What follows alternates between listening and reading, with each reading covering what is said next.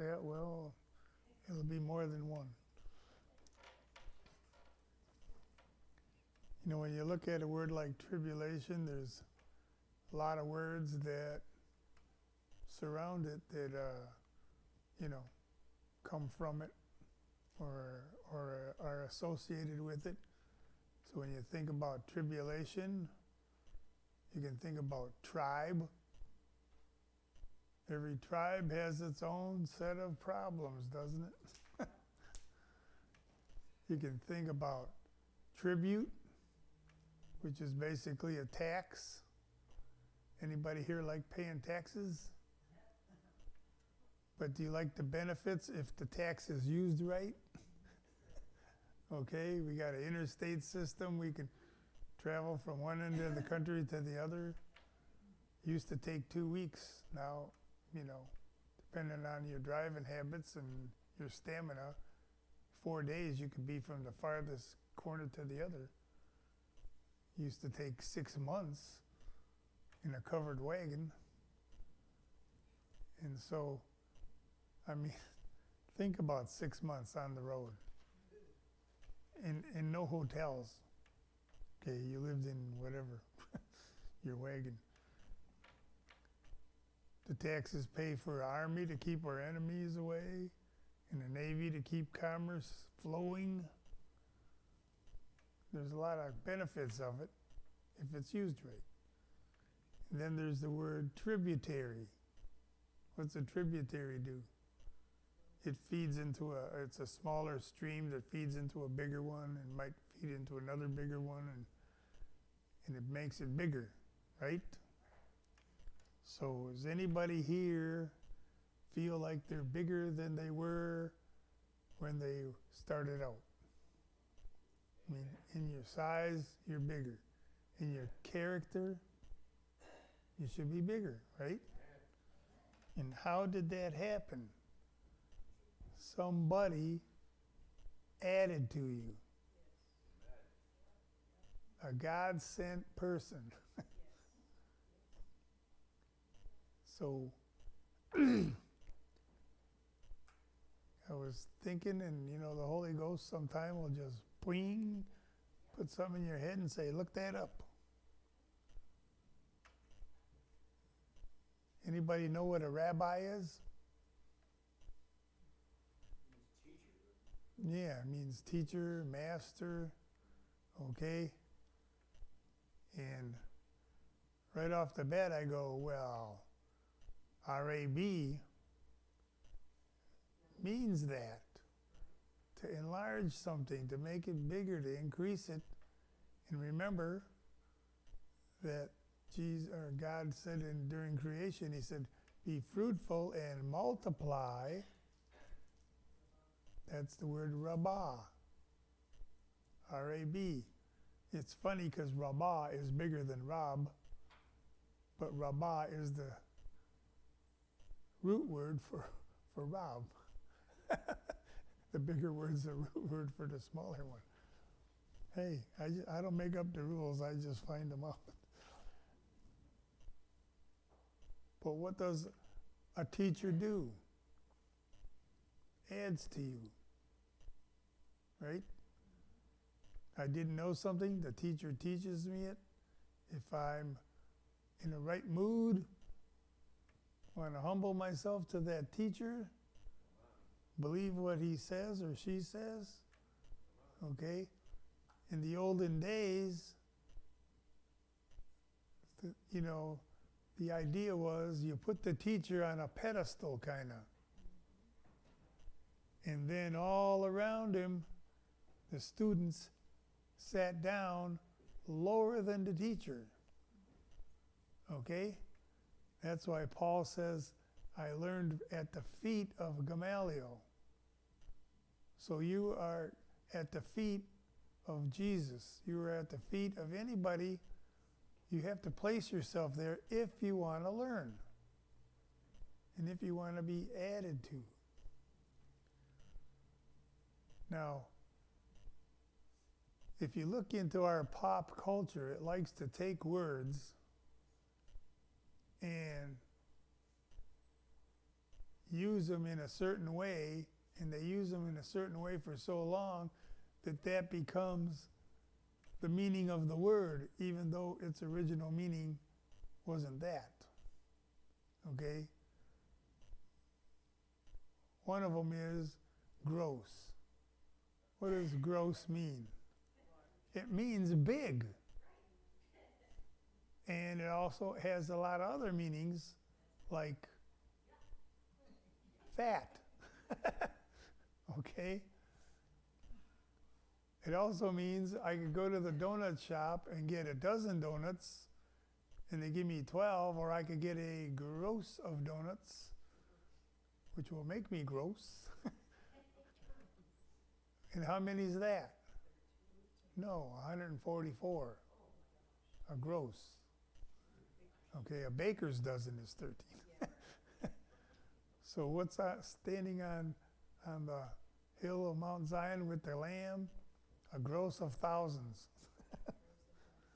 Okay? So the word gross means great. It also means grand. Okay? I remember Walter, being German, Walter Minch, he had a problem with his kids calling him Großpapa. What does it mean? It means grandfather, the big daddy. Okay? You got your daddy and you got your big daddy. And then you got your big daddy, right? What do they call you, grandma?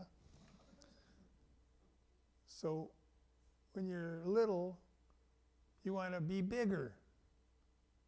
You got all these goals of when I get 16, I can drive. When I get 21, I can do a whole bunch of things. When I get to 18, I can, vote or whatever. And you're always trying to grow up, and you always have people that you're shooting for, to be like them. Okay? How many people want to be like Jesus? That's a goal. I want to be like my Father. I want to be able to walk in His footsteps. Well, in order to do that, you have to eat. Did you ever, your mom and dad say you had to eat something you did not want to eat? I mean, a lot of it is, broccoli or whatever turns you off. But you got to eat it in order to grow up properly. I mean, with me, it was fish. If I could go to Brown's Fish and Chips, I'd eat fish. But the way the Italians make fish and octopus and squid and all that, I don't want it.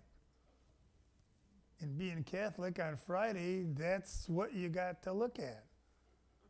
Okay, you can't eat meat. So finally, my mom gave up and made me pancakes.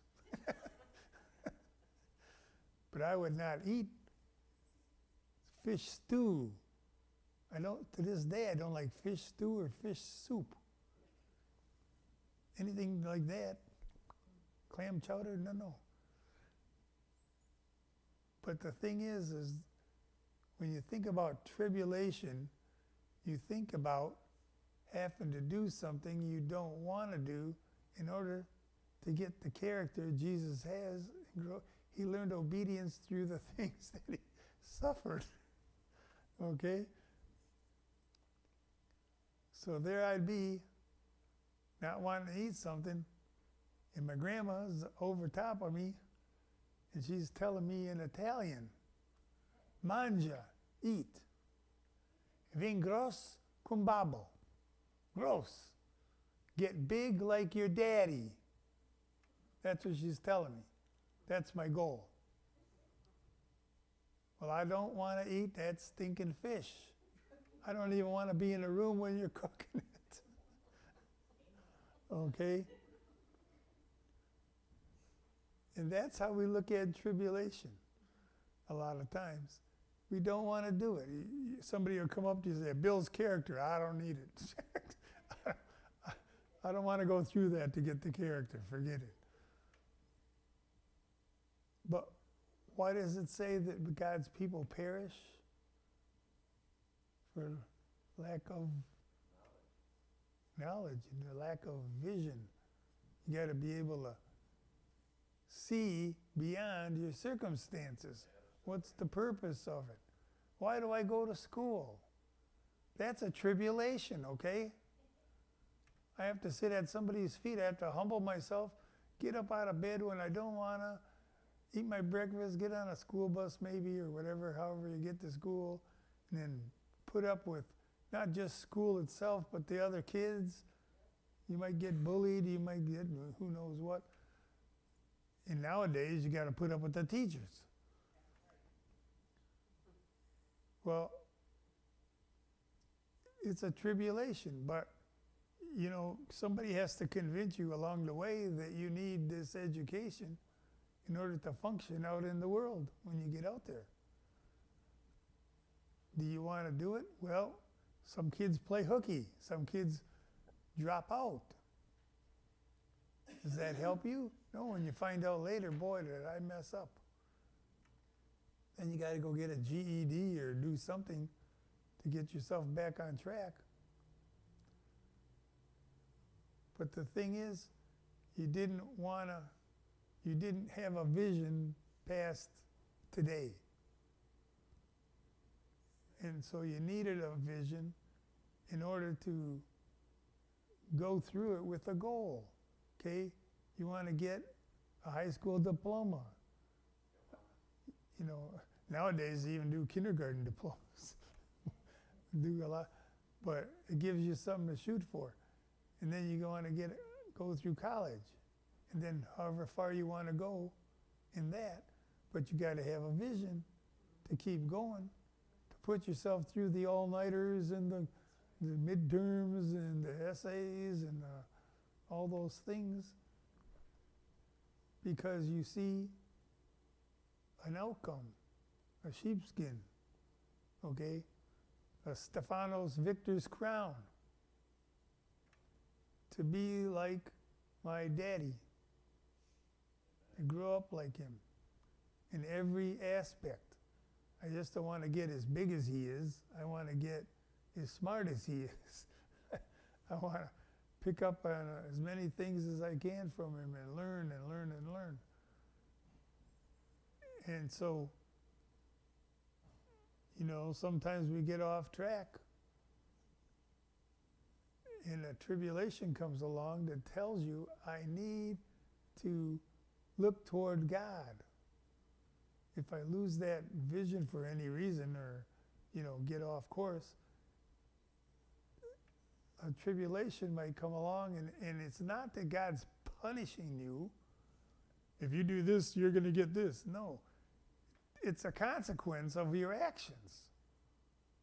Okay? If you run fast as you can at that wall, and halfway there I say, you better slow down or stop, and you say, forget it, I'm going to do what I want, pow!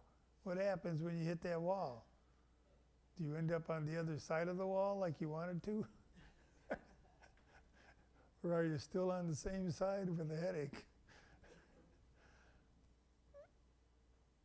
It's all a matter of us learning from mistakes, learning from things that come against us, okay? How do you get muscles? Right now I have muscles. If I had to do a push-up, I can't do a push-up to get off the ground. Why? Didn't use them. You know. Almost all your exercises have to do with you lifting weights, doing isometric exercises against your own body weight, you know, running, all kind of things, and none of them are fun. Some people get it in their head they're fun, and they just do it till they get muscles they can't bend around. But God just wants us to be normal, okay? Doesn't want us to be weird. He wants us to be like Him. So, when you think about, when I talked about a tributary adds to a river, right? At each stage, it gets bigger and bigger and bigger. I've been to the headwaters of the Missouri River. 3 streams, the Madison, the Gallatin, and the Jefferson. They all come out of the Rocky Mountains, and they come together, and there's the Missouri River. And it runs kind of northeast, like that, out of Montana into the Dakotas. And then it drops down between the Dakotas and Iowa, goes all the way to St. Louis, and dumps into the Mississippi. And all along the way are tributaries, the Yellowstone River, the Judith. Some of them you don't know, but if you study a lot of history and geography, you'd know them. You might have heard of a lot of them. There's the Little Missouri, and there's the Powder River, and the Rosebud River, and the Bighorn River. And they all flow, and they all come together. And all along the way, there's tributaries. By the time you get to the Mississippi, you can't almost see to the other side. It's like 3 miles wide. From little streams, all these little streams. And that's what happens in our life, all these little things, and people are adding and adding and adding and adding. How does an acorn become a mighty oak? It responds to water and air and sunlight and some minerals, and it has to be planted in the earth, and then it gets added to. Wow. Next thing you know, not the next thing you know, it'll take a few years, and you got this big oak tree that you can't get your arms around, and that you can put a swing on. And the deer love those acorns.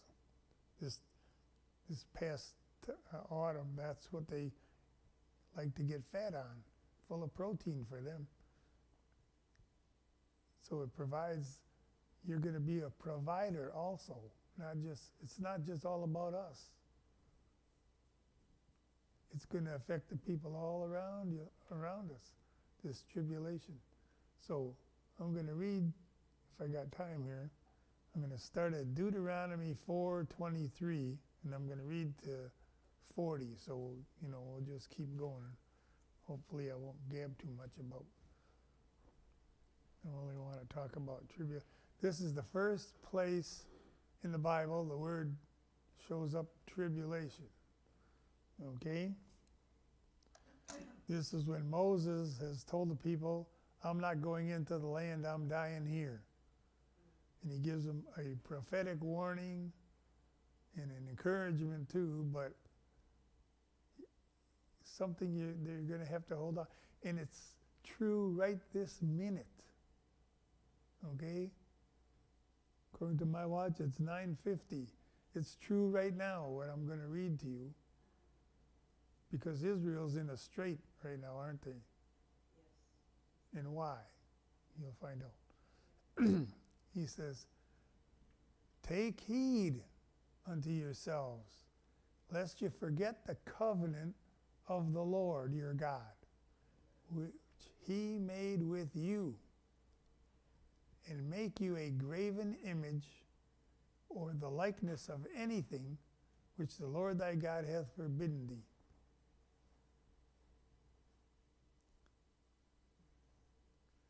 When thou... Is that the next one? Okay.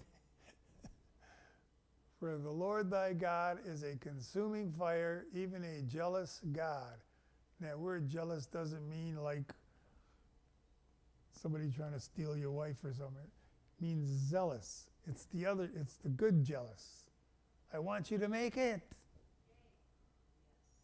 And whatever you have to, you want to be the best football team, you're going to have to do some work that I tell you, not that you think you need to do, but it's going to, not your works, what I put you through. Okay? When thou shalt beget children and children's children, and ye shall have remained long in the land, and shall corrupt yourselves, and make a graven image, or the likeness of anything, and shall do evil in the sight of the Lord thy God, to provoke him to anger. We're going to keep going till verse 40. I call heaven and earth to witness against you this day, that ye shall soon utterly perish from off the land, whereunto you go over Jordan to possess it. Ye shall not prolong your days upon it, but shall utterly be destroyed. Now, is that what happened to him? So he's not, he's not blowing smoke. And the Lord shall scatter you among the nations, and ye shall be left few in number among the heathen, whither the Lord shall lead you. And he's going to lead you. He's not going to let you live in the land the way the Amorites and the Canaanites did. That's why he kicked them out.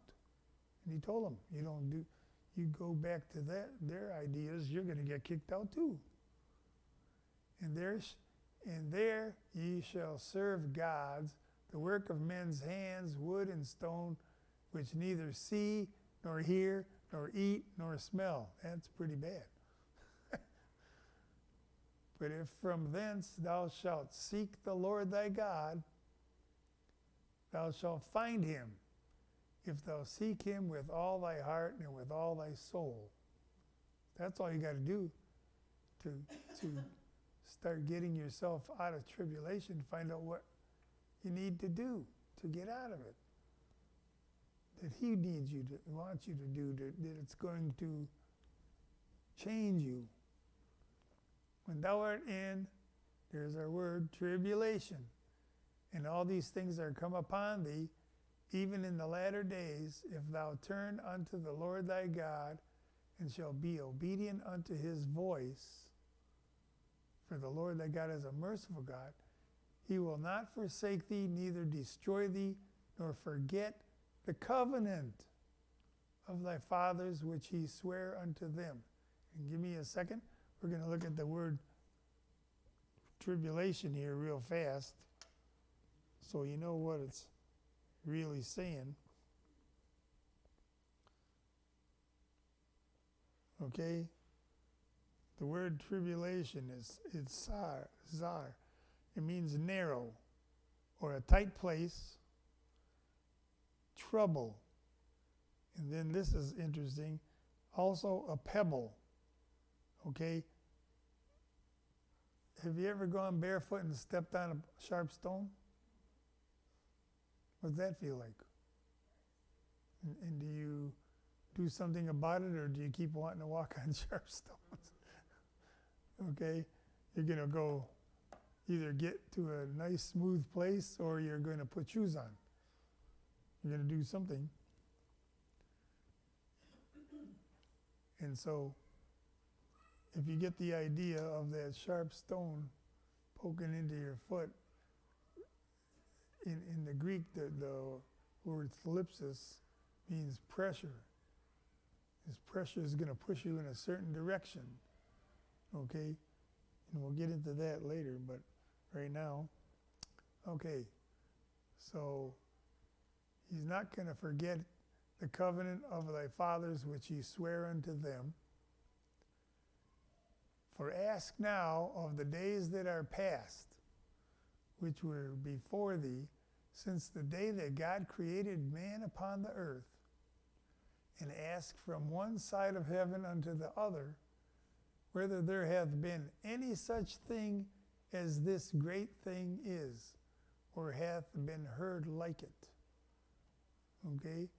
Did ever people hear the voice of God speaking out of the midst of the fire, as thou hast heard it, and live?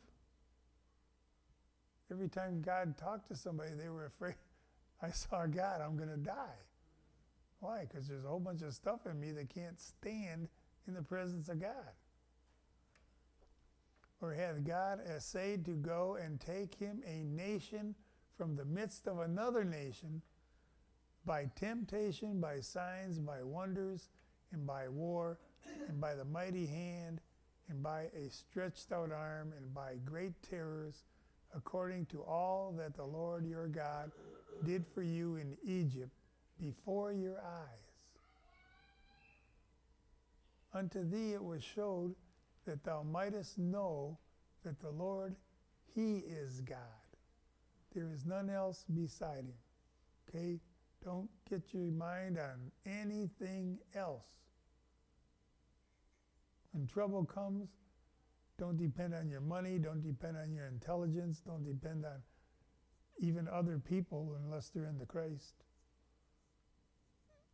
to get you out of these predicaments. There's so many things we turn to, and they can't deliver you. They can't get the job done. They might alleviate something, but it's like taking a pain pill, but the pain, what's causing the pain is still there. So did you cure yourself? Nope.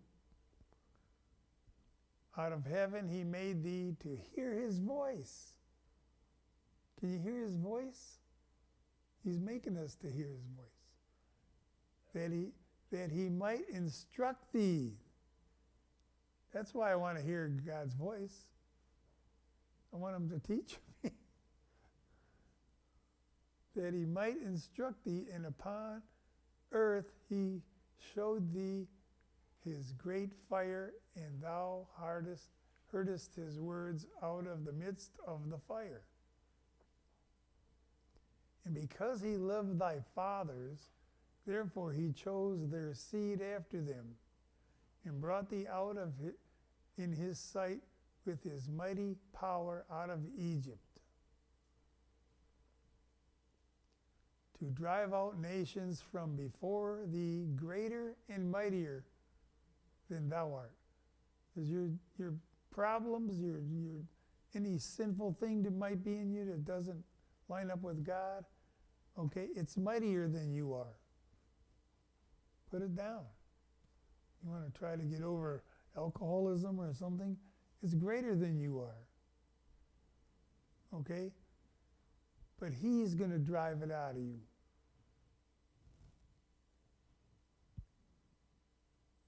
Okay, so He drove out nations from before thee, greater and mightier than thou art, to bring thee in, to give thee their land for an inheritance as it is this day. Know therefore this day, and consider it in thine heart, that the Lord, He is God. Okay? If we can establish that one thing in our lives, tribulation will not be such a terrible thing. It might be a thing in your way to getting to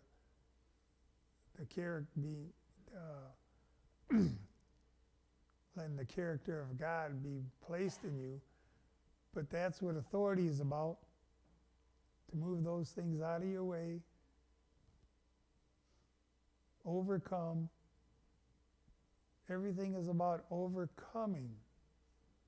Everybody just wants seems like the church world is just sitting there waiting for something to happen, and they think it's works to do what God wants them to do.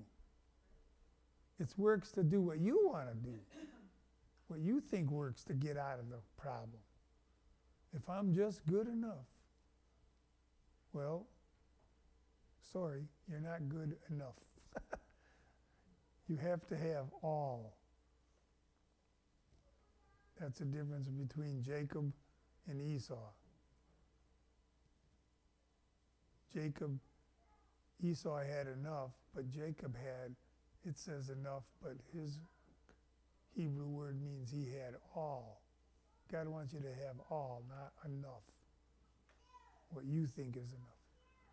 Know therefore this day, and consider it in thine heart, that the Lord, He is God, in heaven above, and upon earth beneath, there is none else. Is that it? Verse 40. Thou shalt keep therefore His statutes and his commandments, which I command thee this day. This is Moses talking to the people of Israel. That it may go well with thee and with thy children after thee, and that thou mayest prolong thy days upon the earth, which the Lord thy God giveth thee forever.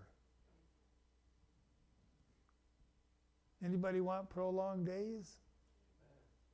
Okay? And not just prolonged the way I'm living now. I want them prolonged the way he wants me to become.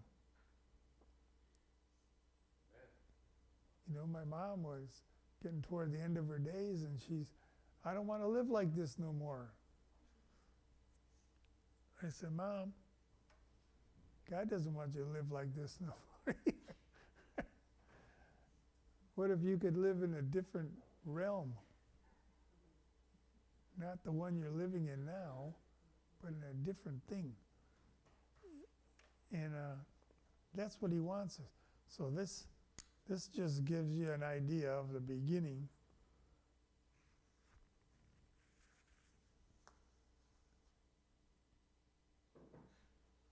Let me read this one more time, real quick.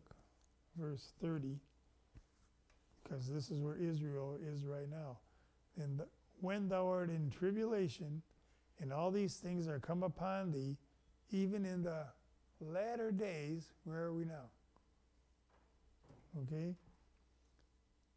If thou turn to the Lord thy God, and shall be obedient unto his voice, okay, then it says he won't forsake you or destroy you or forget your covenant. But you got to be obedient. That's the biggest part of faith. I can sit here and say, I have faith, faith, faith. It's like a battery not hooked up to nothing. You got to hook it up to something to get what's in it out of it. It's obedience it's the trigger that gets the thing going. All day long have I stretched forth my hands unto a disobedient and gainsaying generation. Disobedient means unbelieving. Same word, apitho, no faith. He wants us to have faith. He wants us to be able to do all these, become all these things. When he said, let there be light, you know what he was saying? Become light. That's what that Hebrew word means, become light. So all Israel has to do right now to get themselves out of what the mess they're in is turn back to God. That's all he's ever wanted them to do. And so we got to keep this in mind. When tribulation comes, you got to eat your broccoli.